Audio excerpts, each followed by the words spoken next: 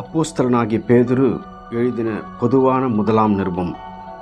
இயேசு கிறிஸ்துவின் அப்போஸ்தலனாகிய பேதுரு பொந்து, கலாத்தியா, கப்பத்தோக்கியா, ஆசியா, பித்தினியா தேசங்களிலே சிதறியிருக்கிறவர்களில் பிதாவாகிய தேவனுடைய முன்னறிவிப்பின்படியே ஆவியானவரின் பரிசுத்தமாக்குதலினாலே கீழ்ப்படிதலுக்கும் இயேசு கிறிஸ்துவனுடைய இரத்தம் தெளிக்கப்படுதலுக்கும் தெரிந்து கொள்ளப்பட்ட பரதேசிகளுக்கு எழுதுகிறதாவது: கிருபையும் சமாதானமும் உங்களுக்கு பெருக கடவது. நம்முடைய கர்த்தராகிய இயேசு கிறிஸ்துவின் பிதாவாகிய தேவனுக்கு ஸ்தோத்திரம் உண்டாவதாக. அவர் இயேசு கிறிஸ்து மரித்தோரிலிருந்து எழுந்ததினால அழியாததும் மாசற்றதும் வாடாததும் ஆகிய சுதந்திரத்திற்கு ஏதுவாக ஜீவனுள்ள நம்பிக்கை உண்டாகும்படி தமது மிகுந்த இரக்கத்தின்படியே நம்மை மறுபடியும் ஜெனிப்பித்தார். கடைசி காலத்தில் வெளிப்பட ஆயத்தமாக்கப்பட்டிருக்கிற ரட்சிப்புக்கு ஏதுவாக விசுவாசத்தை கொண்டு தேவனுடைய பலத்தினாலே காக்கப்பட்டிருக்கிற உங்களுக்கு அந்த சுதந்திரம் பரலோகத்தில் வைக்கப்பட்டிருக்கிறது. இதிலே நீங்கள் மிகவும் சந்தோஷப்படுகிறீர்கள். என்றாலும் துன்பப்பட வேண்டியது அவசியமானதால் இப்பொழுது கொஞ்ச காலம் பலவிதமான சோதனைகளினாலே துக்கப்படுகிறீர்கள். அழிந்து போகிற பொன் அக்னியினாலே சோதிக்கப்படும். அதை பார்க்கிலும் அதிக விலையேற பெற்றதாக இருக்கிற உங்கள் விசுவாசம் சோதிக்கப்பட்டு இயேசு கிறிஸ்து வெளிப்படும்போது உங்களுக்கு புகழ்ச்சியும் கனமும் மகிமையும் உண்டாக காணப்படும். அவரை நீங்கள் காணாமலிருந்தும் அவரிடத்தில் அன்பு கூறுகிறீர்கள். இப்பொழுது அவரை தரிசியாமலிருந்தும் அவரிடத்தில் விசுவாசம் வைத்து சொல்லி முடியாததும் மகிமையால் நிறைந்ததுமாயிருக்கிற சந்தோஷம் உள்ளவர்களாய் களி கூர்ந்து உங்கள் விசுவாசத்தின் பலனாகிய ஆத்தும ரட்சிப்பை அடைகிறீர்கள். உங்களுக்கு உண்டான கிருபையை குறித்து தீர்க்கதரிசனம் சொன்ன தீர்க்கதரிசிகள் இந்த ரட்சிப்பை குறித்து கருத்தாய் ஆராய்ந்து பரிசோதனை பண்ணினார்கள். தங்களிலுள்ள கிறிஸ்துவின் ஆவியானவர் கிறிஸ்துவுக்கு உண்டாகும் பாடுகளையும் அவைகளுக்கு பின்வரும் மகிமைகளையும் முன்னறிவித்த போது என்ன காலத்தை குறித்தார் என்பதையும் அந்த காலத்தின் விசேஷம் என்ன என்பதையும் ஆராய்ந்தார்கள். தங்கள் நிமித்தம் அல்ல, நமது நிமித்தமே இவைகளை தெரிவித்தார்கள் என்று அவர்களுக்கு வெளியாக்கப்பட்டது. பரலோகத்திலிருந்து அனுப்பப்பட்ட பரிசுத்த ஆவியினால உங்களுக்கு சுவிசேஷத்தை பிரசங்கித்தவர்களை கொண்டு இவைகள் இப்பொழுது உங்களுக்கு அறிவிக்கப்பட்டு வருகிறது. இவைகளை உற்று பார்க்க தேவதூதரும் ஆசையாயிருக்கிறார்கள். ஆகையால் நீங்கள் உங்கள் மனதின் அறையை கட்டிக்கொண்டு தெளிந்த புத்தியுள்ளவர்களாயிருந்து இயேசு கிறிஸ்து வெளிப்படும்பொழுது உங்களுக்கு அளிக்கப்படும் கிருபையின் மேல் பூரண நம்பிக்கையுள்ளவர்களாயிருங்கள். நீங்கள் முன்னே உங்கள் அறியாமையினாலே கொண்டிருந்த இச்சைகளின்படி இனி நடவாமல் கீழ்ப்படுகிற பிள்ளைகளாயிருந்து உங்களை அழைத்தவர் பரிசுத்தராயிருக்கிறது போல நீங்களும் உங்கள் நடக்கையில் எல்லாவற்றிலேயும் பரிசுத்தராயிருங்கள். நான் பரிசுத்தர், ஆகையால் நீங்களும் பரிசுத்தராயிருங்கள் என்று எழுதியிருக்கிறதே. அன்றியும் பட்சபாதம் இல்லாமல் அவனவனுடைய கிரியைகளின்படி நியாயத்திருக்கிறவரை நீங்கள் பிதாவாக தொழுது கொண்டு வருகிறபடியால் இங்கே பரதேசிகளாய் சஞ்சரிக்கும் அளவும் பயத்துடனே நடந்து கொள்ளுங்கள். உங்கள் முன்னோர்களால் பாரம்பரியமாய் நீங்கள் அனுசரித்து வந்த வீணான நடத்தை நின்று அழிவுள்ள வஸ்துக்களாகிய வெள்ளினாலும் பொன்னினாலும் மீட்கப்படாமல் குற்றமில்லாத மாசற்ற ஆட்டுக்குட்டியாகிய கிறிஸ்துவின் விலையேற பெற்ற இரத்தத்தினால மீட்கப்பட்டீர்கள் என்று அறிந்திருக்கிறீர்களே. அவர் உலக தோற்றத்திற்கு முன்னே குறிக்கப்பட்டவராயிருந்து தமது மூலமாய் தேவன் மேல் விசுவாசமாயிருக்கிற உங்களுக்காக இந்த கடைசி காலங்களில் வெளிப்பட்டார். உங்கள் விசுவாசமும் நம்பிக்கையும் தேவன் மேல் இருக்கும்படி அவரை மரித்தோரிலிருந்து எழுப்பி அவருக்கு மகிமையை கொடுத்தார். ஆகையால் நீங்கள் மாயமற்ற சகோதர சிநேகமுள்ளவர்களாகும்படி ஆவியினாலே சத்தியத்திற்கு கீழ்ப்படிந்து உங்கள் ஆத்துமாக்களை சுத்தமாக்கி கொண்டவர்களாய் இருக்கிறபடியால் சுத்த இருதயத்தோടെ ஒருவரில் ஒருவர் ஊக்கமாய் அன்பு கூறுங்கள். அழிவுள்ள வித்தினாலே அல்ல, என்றென்றைக்கும் நிற்கிறதும் ஜீவனுள்ளதுமான தேவ வசனமாகிய அழிவில்லாத வித்தினால மறுபடியும் ஜனிப்பிக்கப்பட்டிருக்கிறீர்களே. மாம்சமெல்லாம் புல்லை போலவும் மனுஷருடைய மகிமையெல்லாம் புல்லின் பூவை போலவும் இருக்கிறது. புல் உலர்ந்தது, அதன் பூவும் உதிர்ந்தது. கர்த்தருடைய வசனமோ என்றென்றைக்கும் நிலைத்திருக்கும். உங்களுக்கு சுவிசேஷமாய் அறிவிக்கப்பட்டு வருகிற வசனமே இதுவே. 2ஆம் அதிகாரம். இப்படி இருக்க கர்த்தர் தயவுள்ளவர் என்பதை நீங்கள் ருசி பார்த்ததுண்டானால் சகல துர்குணத்தையும் சகலவித கபடத்தையும் வஞ்சகங்களையும் பொறாமைகளையும் சகலவித புறங்கூறுதலையும் ஒழித்துவிட்டு நீங்கள் வளரும்படி புதிதாய் பிறந்த குழந்தைகளைப் போல திருவசனமாகிய கலங்கமில்லாத ஞானப்பாலின் மேல் வாஞ்சையாயிருங்கள். மனுஷரால் தள்ளப்பட்டதாயினும் தேவனால் தெரிந்து கொள்ளப்பட்டதும் விலையேற பெற்றதுமாயிருக்கிற ஜீவனுள்ள கல்லாகிய அவரிடத்தில் சேர்ந்தவர்களாகிய நீங்களும் ஜீவனுள்ள கற்களைப் போல ஆவிக்கேற்ற மாளிகையாகவும் இயேசு கிறிஸ்து மூலமாய் தேவனுக்கு பிரியமான ஆவிக்கேற்ற பலிகளை செலுத்தும்படிக்கு பரிசுத்த ஆசாரிய கூட்டமாயும் கட்டப்பட்டு வருகிறீர்கள்.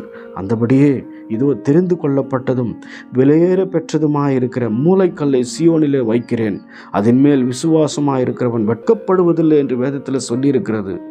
ஆகையால் விசுவாசிக்கிற உங்களுக்கு அது விலையேற பெற்றது.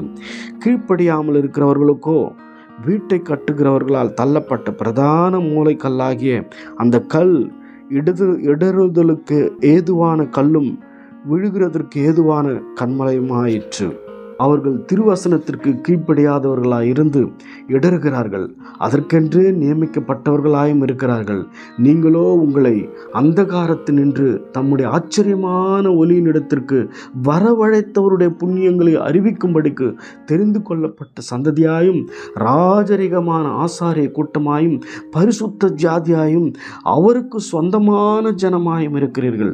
முன்னே நீங்கள் தேவனுடைய ஜனங்களாய் இருக்கவில்லை, இப்பொழுதோ அவருடைய ஜனங்களாய் இருக்கிறீர்கள். முன்னே நீங்கள் இரக்கம் பெறாதவர்களாய் இருந்தீர்கள், இப்பொழுதோ இரக்கம் பெற்றவர்களாய் இருக்கிறீர்கள். பிரியமானவர்களே, அந்நியர்களும் பரதேசிகளுமாயிருக்கிற நீங்கள் ஆத்துமாவுக்கு விரோதமாய் போர் செய்கிற மாம்சக இச்சைகளை விட்டு விலகி புறஜாதிகள் உங்களை அக்கிரமக்காரர் என்று விரோதமாய் பேசும் விஷயத்தில் அவர்கள் உங்கள் நற்கிரியைகளை கண்டு அவற்றின் நிமித்தம் சந்திப்பின் நாளிலே தேவனை மகிமைப்படுத்தும்படி நீங்கள் அவர்களுக்குள்ளே நல் நடக்கை உள்ளவர்களாய் நடந்து கொள்ளுங்கள் என்று உங்களுக்கு புத்தி சொல்லுகிறேன். நீங்கள் மனுஷருடைய கட்டளைகளை யாவற்றிற்கும் கர்த்தர் நிமித்தம் கீழ்ப்படியுங்கள். மேலான அதிகாரமுள்ள ராஜாவுக்கு காணாலுஞ்சரி செய்கிறவர்களுக்கு ஆக்கினையும் நன்மை செய்கிறவர்களுக்கு புகழ்ச்சியும் உண்டாகும்படி அவனால் அனுப்பப்பட்ட அதிகாரிகளுக்குள்ளானாலும் சரி கீழ்ப்படியுங்கள். நீங்கள் நன்மை செய்கிறதுனால புத்தியீன மனுஷருடைய அறியாமையை அடக்குவது தேவனுடைய சித்தமாக இருக்கிறது.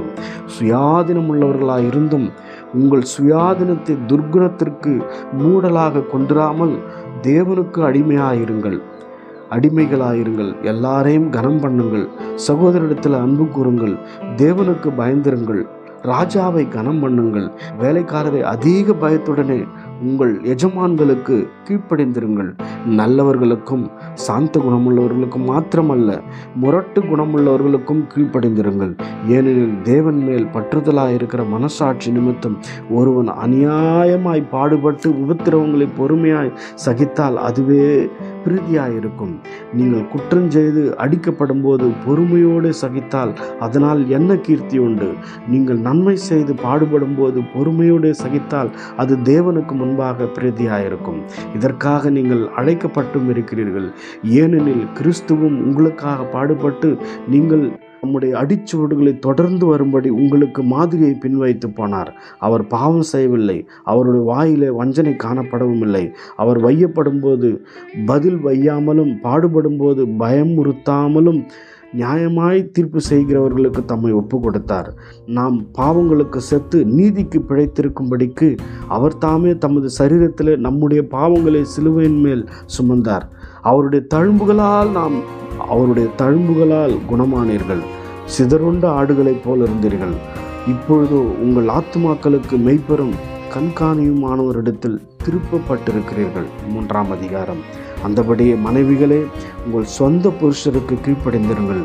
அப்பொழுது அவர்களில் யாராவது திருவசனத்திற்கு கீழ்ப்படியாதவர்களாக இருந்தால் பயபக்தியோடு கூடிய உங்கள் கற்புள்ள நடக்கையை அவர்கள் பார்த்து போதனையின்றி மனைவிகளின் நடக்கையினாலேயே ஆதாயப்படுத்தி கொள்ளப்படுவார்கள். மயிரை பின்னி பொன்னாபரணங்களை அணிந்து உயர்ந்த வஸ்திரங்களை உடுத்தி கொள்ளுதலாகிய புறம்பான அலங்கரிப்பு உங்களுக்கு அலங்காரமாயிராமல் அழியாத அலங்கரிப்பாயிருக்கிற சாந்தமும் அமைதலும் உள்ள ஆவியாக இதயத்திலே மறைந்திருக்கிற குணமே உங்களுக்கு அலங்காரம் அலங்காரமாக இருக்க கடவுது. அதுவே தேவனுடைய பார்வையில் விலையேற பெற்றது. இப்படியே பூர்வத்தில் தேவனிடத்தில் நம்பிக்கையாயிருந்த பரிசுத்த ஸ்திரீகளும் தங்களுடைய புருஷர்களுக்கு கீழ்ப்படிந்து தங்களை அலங்கரித்தார்கள். அந்தபடியே சாராள் ஆபிரகாமை ஆண்டவன் என்று சொல்லி அவனுக்கு கீழ்ப்படிந்திருந்தார்கள். நீங்கள் நன்மை செய்து ஒரு ஆபத்துக்கும் பயப்படாதிருந்தீர்களானால் அவளுக்கும் பிள்ளைகளாயிருப்பீர்கள். அந்தபடி புருஷர்களே, மனைவியானவள் பலவீன பாண்டமாக இருக்கிறபடியினால் உங்கள் ஜெபங்களுக்கு தடை வராதபடிக்கு நீங்கள் விவேகத்தோடு அவர்களுடனே வாழ்ந்து உங்களுடனே கூட அவர்களும் நித்திய ஜீவனாகிய கிருபையை சுதந்திரித்து கொள்ளுவர்களானபடியால் அவர்களுக்கு செய்ய வேண்டிய கனத்தை செய்யுங்கள். மேலும் நீங்கள் எல்லோரும் ஒருமனப்பட்டவர்களும் இரக்கம் உள்ளவர்களும் சகோதர சிநேகம் உள்ளவர்களும் மன உருக்கம் உள்ளவர்களும் இணக்கம் உள்ளவர்களுமாயிருந்து தீமைக்கு தீமையையும் உதாசனத்துக்கு உதாசனத்தையும் சரிகட்டாமல் அதற்கு பதிலாக நீங்கள் ஆசீர்வாதத்தை சுதந்திரித்துக் கொள்ளும்படி அழைக்கப்பட்டிருக்கிறீர்கள் என்று அறிந்து ஆசீர்வதியுங்கள். ஜீவனை விரும்பி நல்ல நாட்களை காண வேண்டும் என்று இருக்கிறவன் பொல்லாப்புக்கு தன் நாவையும் கபடத்துக்கு தன் உதடுகளையும் விலக்கி காத்து பொல்லாப்பை விட்டு நீங்கி நன்மை செய்து சமாதானத்தை தேடி அதை பின்தொடர கடவன். கர்த்தருடைய கண்கள் நீதிமான்கள் மேல் நோக்கமாக இருக்கிறது, அவருடைய செவிகள் அவர்கள் வேண்டுதலுக்கு கவனமாக இருக்கிறது. தீமை செய்கிறவர்களுக்கோ கர்த்தருடைய முகம் விரோதமாக இருக்கிறது. நீங்கள் நன்மையை பின்பற்றுகிறவர்களானால் உங்களுக்கு தீமை செய்கிறவன் யார்? நீதி நிமித்தமாக நீங்கள் பாடுபட்டால் பாக்கியவான்களாயிருப்பீர்கள். அவர்களுடைய பயமுறுத்தலுக்கு நீங்கள் பயப்படாமலும் கலங்காமலும் இருந்து கர்த்தராகிய தேவனை உங்கள் இருதயங்களிலே பரிசுத்தம் பண்ணுங்கள். உங்களில் இருக்கிற நம்பிக்கையை குறித்து உங்களிடத்தில் விசாரித்து கேட்கிற யாவருக்கும் சாந்தத்தோடும் வணக்கத்தோடும் உத்தரவு சொல்ல எப்போதும் ஆயத்தமாயிருங்கள். கிறிஸ்துவுக்கேற்ற உங்கள் நல்ல நடக்கையை தூஷிக்கிறவர்கள் உங்களை அக்கிரமக்காரர் என்று உங்களுக்கு விரோதமாய் சொல்லுகிற விஷயத்தில் வெட்கப்படும்படிக்கு நல் மனசாட்சி உடையவர்களாயிருங்கள். தீமை செய்து பாடு அனுபவிப்பதிலும் தேவனுக்கு சித்தமானால் நன்மை செய்து பாடு அனுபவிப்பதே மேன்மையாயிருக்கும். ஏனெனில் கிறிஸ்துவும் நம்மை தேவனிடத்தில் சேர்க்கும்படி அநீதி உள்ளவர்களுக்கு பதிலாக நீதி உள்ளவர்களாய் பாவங்களின் நிமித்தம் ஒரு தரம் பாடுபட்டார். அவர் மாம்சத்தில் கொலையுண்டு ஆவியிலே உயிர்ப்பிக்கப்பட்டார். அந்த ஆவியிலே அவர் போய் காவலில் உள்ள ஆவிகளுக்கு பிரசங்கித்தார். அந்த ஆவிகள் பூர்வத்திலே நோவா பேழை ஆயத்தம் பண்ணும் நாட்களிலே தேவன் நீடிய பொறுமையோடு காத்திருந்த போது கீழ்ப்படியாமற் போனவைகள். அந்த பேழையிலே சிலராகி 8 பேர் மாத்திரம் பிரவேசித்து ஜலத்தினாலே காக்கப்பட்டார்கள். அதற்கு ஒப்பனையான ஞானஸ்தானமானது மாம்ச அழுக்கை நீக்குதலாயிராமல் தேவனை பற்றும் நல் மனசாட்சியின் உடன்படிக்கையாய் இருந்தது. இப்பொழுது நம்மையும் இயேசு கிறிஸ்துவினுடைய உயிர்த்தெழுதலினால் ரட்சித்து அவர் பரலோகத்திற்கு போய் தேவனுடைய வலது பாரிசத்தில் இருக்கிறார். தேவ தூதர்களும் அதிகாரங்களும் வல்லமைகளும் அவருக்கு கீழ்ப்பட்டிருக்கிறது. 4ஆம் அதிகாரம். இப்படி இருக்க கிறிஸ்து நமக்காக மாம்சத்திலே பாடுபட்டபடியால் நீங்களும் அப்படிப்பட்ட சிந்தையை ஆயுதமாக தரித்து கொள்ளுங்கள். ஏனென்றால் மாம்சத்தில் பாடுபடுகிறவன் இனி மாம்சத்தில் இருக்கும் காலம் வரைக்கும் மனுஷருடைய இச்சைகளின்படி பிழைக்காமல் தேவனுடைய சித்தத்தின்படியே பிழைக்கத்தக்கதாக பாவங்களை விட்டோய்ந்திருப்பான். சென்ற வாழ்நாட்காலத்திலே நாம் புறஜாதிகளுடைய இஷ்டத்தின்படி நடந்து கொண்ட போதும் அப்பொழுது நாம் காம விகாரத்தையும் துர்ச்சைகளையும் நடப்பித்து மதுபானம் பண்ணி கலையாட்டுகளை செய்து வெறி கொண்டு அருவருப்பான விக்கிராராதனை செய்து வந்தோம். அந்த துன்மார்க்க உலகிலே அவர்களோடு கூட நீங்கள் விழாமல் இருக்கிறதுனால அவர்கள் ஆச்சரியப்பட்டு உங்களை தூஷிக்கிறார்கள். உயிரோடு இருக்கிறவர்களுக்கும் மரித்தோர்களுக்கும் நியாய தீர்ப்பு கொடுக்க ஆயத்தமாக இருக்கிறவருக்கும் அவர்கள் கணக்கு ஒப்புவிப்பார்கள். இதற்காக மரித்தோரானவர்கள் மனுஷர் முன்பாக மாம்சத்திலே ஆக்கினைக்குள்ளாக்கப்பட்டிருந்தும் தேவன் முன்பாக ஆவியிலே பிழைக்கும்படியாக அவர்களுக்கும் சுவிசேஷம் அறிவிக்கப்பட்டது. எல்லாவற்றிற்கும் முடிவு சமீபமாயிற்று. ஆகையால் தெளிந்த புத்தியுள்ளவர்களாயிருந்து ஜெபம் பண்ணுவதற்கு ஜாக்கிரதை உள்ளவர்களாயிருங்கள். எல்லாவற்றிற்கும் மேலாக ஒருவரில் ஒருவர் ஊக்கமான அன்புள்ளவர்களாயிருங்கள். அன்பு திரளான பாவங்களை மூடும். முறுமுறுப்பில்லாமலும் ஒருவரை ஒருவர் உபசரியுங்கள். அவனவன் பெற்ற வரத்தின்படியே நீங்கள் தேவனுடைய பற்பல கிருபையுள்ள ஈவுகளை பகிர்ந்து கொடுக்கும் நல் உக்ரானக்காரர் போல ஒருவருக்கு ஒருவர் உதவி செய்யுங்கள். ஒருவன் போதித்தால் தேவனுடைய வாக்கியங்களின்படி போதிக்க கடவன். ஒருவன் உதவி செய்தால் தேவன் தந்தருளும் பலத்தின்படி செய்ய கடவன். எல்லாவற்றிலேயும் இயேசு கிறிஸ்து மூலமாய் தேவன் மகிமைப்படும்படியே செய்வீர்களாக. அவருக்கே மகிமையும் வல்லமையும் சதா காலங்களிலும் உண்டாயிருப்பதாக. ஆமென். பிரியமானவர்களே, உங்களை சோதிக்கும்படி உங்கள் நடுவில் பற்றி எரிகிற அக்னியை குறித்து ஏதோ புதுமை என்று திகையாமல் கிறிஸ்துவின் மகிமை வெளிப்படும் போது நீங்கள் களி கூர்ந்து மகிழும்படியாக அவருடைய பாடுகளுக்கு நீங்கள் பங்காளிகள் ஆனதால் சந்தோஷப்படுங்கள். நீங்கள் கிறிஸ்துவின் நாமத்தின் நிமித்தம் நிந்திக்கப்பட்டால் பாக்கியவான்கள். ஏனென்றால் தேவனுடைய ஆவியாகிய மகிமையுள்ள ஆவியானவர் உங்கள் மேல் தங்கியிருக்கிறார். அவர்களாலே தூஷிக்கப்படுகிறார், உங்களாலே மகிமைப்படுகிறார். ஆதலால் உங்களில் ஒருவனும் கொலைபாதகனாவது, திருடனாயாவது, பொல்லாங்கு செய்தவனாயாவது, அந்நிய காரியங்களில் தலையிட்டு கொண்டவனாயாவது பாடுபடுகிறவனாய் இருக்கக்கூடாது. ஒருவன் கிறிஸ்தவனாய் இருப்பதினால் பாடுபட்டால் வெட்கப்படாமல் இருந்து அது நிமித்தம் தேவனை மகிமைப்படுத்த கடவன். நியாயம் தீர்ப்பு தேவனுடைய வீட்டிலே துவங்கும் காலமாயிருக்கிறது. முந்தி நம்மிடத்திலே அது துவங்கினால் தேவனுடைய சுவிசேஷத்திற்கு கீழ்ப்படியாதவர்கள் முடிவு என்னவாயிருக்கும்? நீதிமானோ ரட்சிக்கப்படுவது அரிதானால் பக்தி இல்லாதவனும் பாவியும் எங்கே நிற்பான்? ஆகையால் தேவனுடைய சித்தத்தின்படி பாடு அனுபவிக்கிறவர்கள் நன்மை செய்கிறவர்களாய் தங்கள் ஆத்துமாக்களை உண்மையுள்ள சிருஷ்டி கர்த்தாவாகி அவருக்கு ஒப்பு கொடுக்க கடவர்கள். 5ஆம் அதிகாரம். உங்களில் உள்ள மூப்பருக்கு உடன் மூப்பனும் கிறிஸ்துவின் பாடுகளுக்கு சாட்சியும் இனி வெளிப்படும் மகிமைக்கு பங்காளியுமாயிருக்கிற நான் புத்தி சொல்லுகிறது என்னவென்றால், உங்களிடத்தில் உள்ள தேவனுடைய மந்தையை நீங்கள் மேய்த்து கட்டாயமாய் அல்ல, மனப்பூர்வமாயும் அவலட்சணமான ஆதாயத்திற்காக அல்ல, உற்சாக மனதோடும் சுதந்திரத்தை இருமாப்பாய் ஆளுகிறவர்களாக அல்ல, மந்தைக்கு மாதிரிகளாகவும் கண்காணிப்பு செய்யுங்கள். அப்படி செய்தால் பிரதான மேய்ப்பர் வெளிப்படும் போது மகிமையுள்ள வாடாத கிரீடத்தை பெறுவீர்கள். அந்தபடி இளைஞரே, மூப்பருக்கு கீழ்ப்படிங்கள். நீங்கள் எல்லோரும் ஒருவருக்கொருவர் கீழ்ப்படிந்து மனத்தாழ்மையை அணிந்து கொள்ளுங்கள்.